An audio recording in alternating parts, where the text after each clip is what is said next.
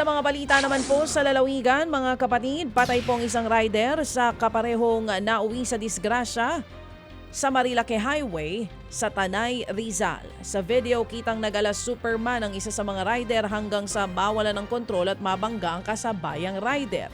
Agad namang isinugod sa ospital ang dalawang rider pero isa po sa kanila ang patay. 6 na manonood ang naospital matapos madamay sa disgrasya.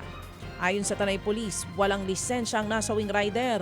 Nagposte na ng mga pulis sa Marilake Highway para masigurong kaligtasan ng mga motorista.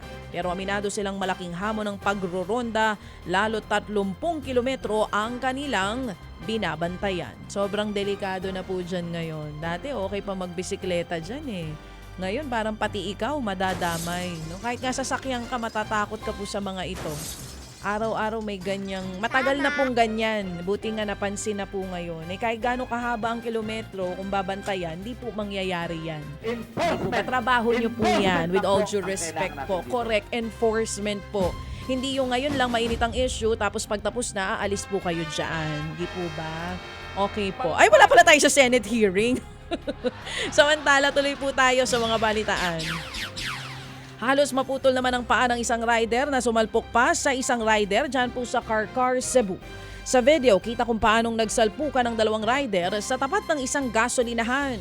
Napaupo habang namimilipit naman sa sakit ang rider na si Stanley Narcana na lumabas na ang buto dahil sa disgrasya. Nagpagulong-gulong naman ang nakabanggang rider na si Jezreel Mier.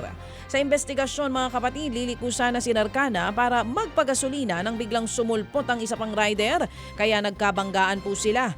Napag-alaman ding walang helmet at side mirror ang biktima. Wala rin siyang driver's license at walang maipakitang rehistro ng motor. Nagkaaregluhan na ang dalawang panig.